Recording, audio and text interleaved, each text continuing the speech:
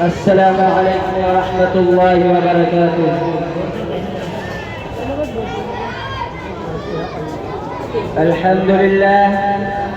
الحمد لله رب العالمين، والصلاة والسلام على سيد الأنبياء والمرسلين محمد وآله وأصحابه أجمعين ومن تبعهم بإحسان إلى يوم الدين.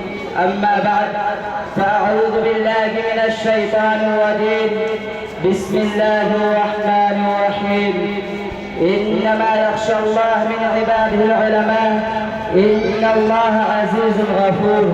وقال إن الذين قالوا ربنا الله ثم استقاموا تتنزل عليهم الملائكة. صدق الله العظيم.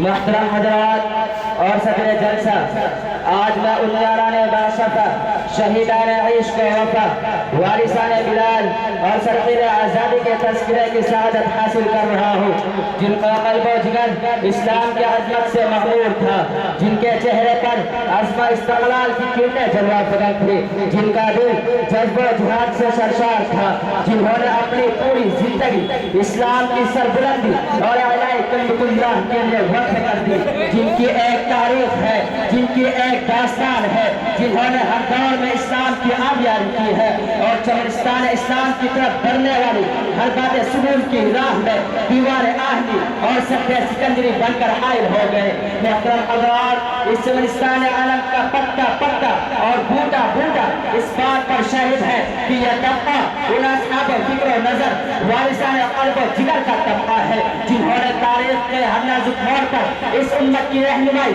اور دستگیری فرمائی ہے۔ یہ ان یاران باصفہ اور شہیدان عشق و وفا کا قافلہ ہے، جنہوں نے ہر دور میں باطل کا مقابلہ کیا، جب بھی باطل نے ان کو چیلنج دیا، ان کو چیلنج کو قبول کیا اور سربقت میدان میں آ نکلے اور جم کر پوری بے خوفی سے باطل کا مقابلہ کیا۔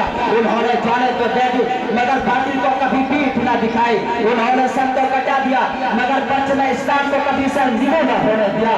جب جلاد تلوار چمکاتا ہوا آگے بڑھا تو انہوں نے مسکرا کر نظر سے نظر ملائی اور پھر یہ کہتے ہوئے مردانہ وار تلوار کے نیچے سر رکھ دیا، خوشا وقت ہے کہ میری موت تیرے کوچے میں آ جائے، خوشا وقت ہے کہ میری موت تیرے کوچے میں آ جائے، یہی تو زندگی کا آخری ارمان ہے ساتھی۔ جب ہندوستان کی مقدس سرزمین پر انگریزوں کا لمبا سایہ پڑا اور وہ اپنی شان جلانا اور اجانا چاروں سے جہاں کے مالک بن بیٹھے، جب باشندگان طرح طرح کے ظلم و ستم سے پہاڑ توڑے جانے لگے، جب ہندوستانیوں کو اپنا غلام بنایا جانے لگا، جب ہندوستانیوں کا خون ان کے پسینے سے بھی ارزاں ہونے لگا، تو ایسے نازک وقت میں سب سے پہلے جس شخص نے علم بغاوت بلند کیا وہ محدث کبیر شاہ عبدالعزیز ابن وللہ محدث دہلوی ہے۔ یہ وہی مرد مجاہد درویش ہدا ہے جس نے وقت سے بہت پہلے مسلمانوں کے نسل عین کا اعلان فرما دیا تھا، یہاں تک پہنچنے کے لیے دوسروں کا بھی پرس انتظار کرنا تھا۔ شاہ عبدالعزیز کا فتویٰ کیا تھا؟ گویا ایک فرقے بے اما تھا جو دشمنوں کے نقل تمنا پر گر پڑی، انگریزوں کی نیند حرام ہو گئی، جگہ جگہ آزادی کے شعلے پھڑکنے لگے، جگہ جگہ آزادی کے پرچم لہرانے کے لگے، سینوں میں ورولہ مچلنے لگے، حوصلوں نے انگریزیاں لینا شروع کر دی۔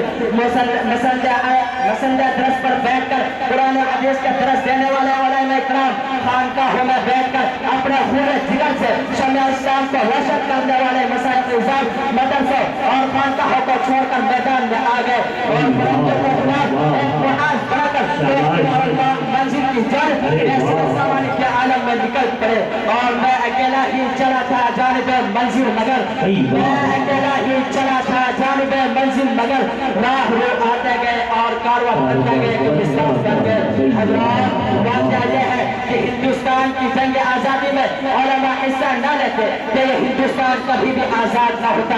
اگر یہ سرزمین آزادی نہ ہوتے تو یہ تحریک آزادی آزادی نہ چلتی، تحریک بالا کوٹ نہ چلتی، تحریک رسم ہمال نہ چلتی، ہندوستان چھوڑو تحریک نہ چلتی، تحریک خلافت نہ چلتی، مقدر وحبان نہ چلتا، امبالا سازش کیس نہ بنتا، اور غرب علماء کرام ہی نے اپنے خون جگر سے انہیں آزادی کی انہ بند کی ہے اور اپنے مقدس لہو سے شجر آزادی کو سینچا اور پروان چڑھایا ہے۔ چنانچہ 1857 کی جنگ آزادی میں دو معاذ بنائے گئے، ایک معاذ امبالا پر جس کی قیادت حضرت مولانا جعفر تھانیسلے کے پاس تھے، دوسرا معاذ شاملی پر جس کی قیادت حضرت حاجی امداد اللہ محمد مکی کے پاس تھے۔ اس جنگ میں بڑے بڑے صلحاء علماء شہید و زخمی ہوئے، اسی جنگ میں حافظ نام شہید ہوئے۔ 1857 کی جنگ آزادی میں 2 لاکھ مسلمان شہید ہوئے، جن میں 51,000 علماء کرام شامل ہے، جن میں 5 علماء دین کو پھانسی کے پھندوں پر لٹکا دیا گیا۔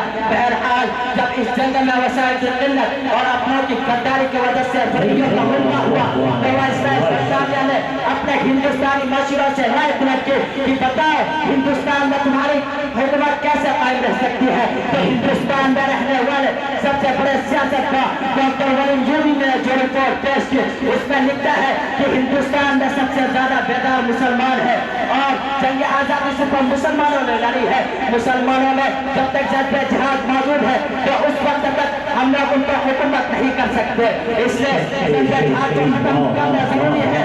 جنگ جہاد کو ختم کرنے سے پہلے ایک اور چیز کا ختم کرنا ضروری ہے، وہ یہ ہے کہ ہندوستان سے علماء اور قرآن کو ختم کر دیا جائے۔ چنانچہ 1861 میں 3 لاکھ قرآن انگلش میں تخت انگریزوں نے بنائے اور اس کے بعد علماء کو ختم کرنے کا فیصلہ کیا۔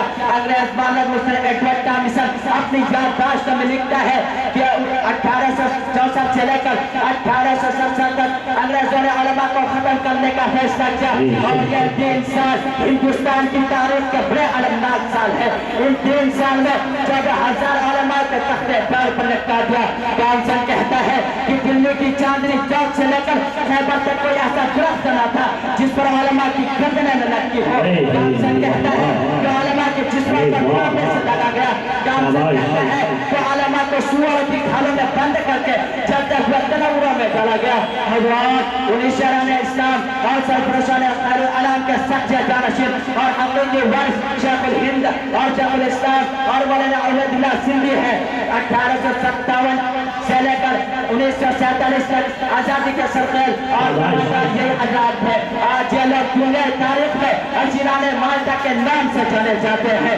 یہ وہی شیخ الہند ہے جنہوں نے انگریزوں کے خلاف ایک عالمگیر تحریک چلائی تھی کہ عقل انسان عالم میں شدت رہ جاتی ہے اور ان کی سوچ فہمی حضور بینی پر سیادت و قیادت سب بھولتی ہے۔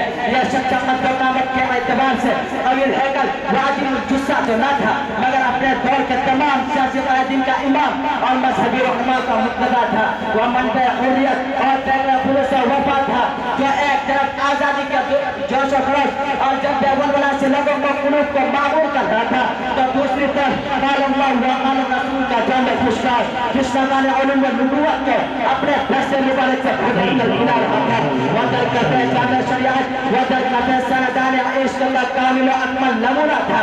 اگر اس عظیم ہستی کی وہ عالمگیر تحریک جسے تحریک رشد رحمان کے نام سے جانا جاتا ہے کامیاب ہو گئی ہوتی تو آج ہندوستان کا نقشہ ہی کچھ اور ہوتا، لیکن قسمت کی خوبی دیکھے ٹوٹی کہاں کمن، قسمت کی خوبی دیکھے ٹوٹی کہاں کمن، 2-4 ہاتھ جب کے لبے بام رہ گیا۔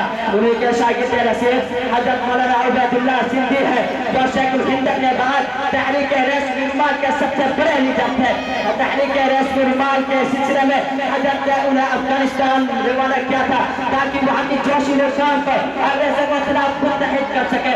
جب مولانا افغانستان کے لیے روانہ ہو رہے تھے تو ان کی داڑھی نکل رہی تھی مگر جب وہ افغانستان کی گاندیاں پیمائی کر کے لوٹے ہیں تو ان کی داڑھی کے بعد سفید ہو چکے تھے اور شیخ الہند ہی کے سب سے چہرے تھے اور عبد العزیز شاگرد شیخ الاسلام مولانا حسین احمد بدی ہے جنہوں نے خلافت کانفرنس کراچی میں ایسے وقت میں شرکت کی کہ ان کو گولی مار دیے جانے کا حکم مل چکا تھا.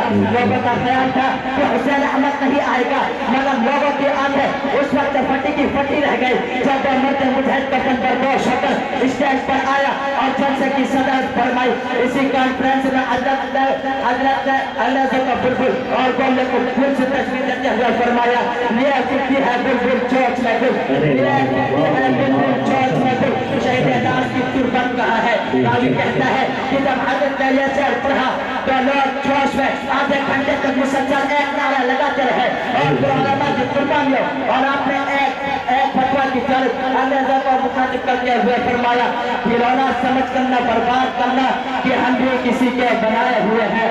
کھلونا سمجھ کر نہ برباد کرنا کہ ہم بھی کسی کے بنائے ہوئے ہیں. فرنگی کی فوجوں میں علمت کے فتوے سرے دار چڑھ کر بکائے ہوئے ہیں. وہ شبر آزادی کے کودے کے سیچا, وہ شبر آزادی کے کودے کے سیچا تو خلوص کے خطرے کو آئے ہوئے ہیں. لیکن کتنی بربادی مقدر میں تھی آبادی کے بعد, کتنی بربادی مقدر میں تھی آبادی کے بعد, کیا بتائے ہم پہ کیا گزری ہے آزادی کے بعد. میں اپنی بات کے لیے چند بات پر ختم کرتا ہوں. وآخر دعوانا الحمدللہ رب العالمین.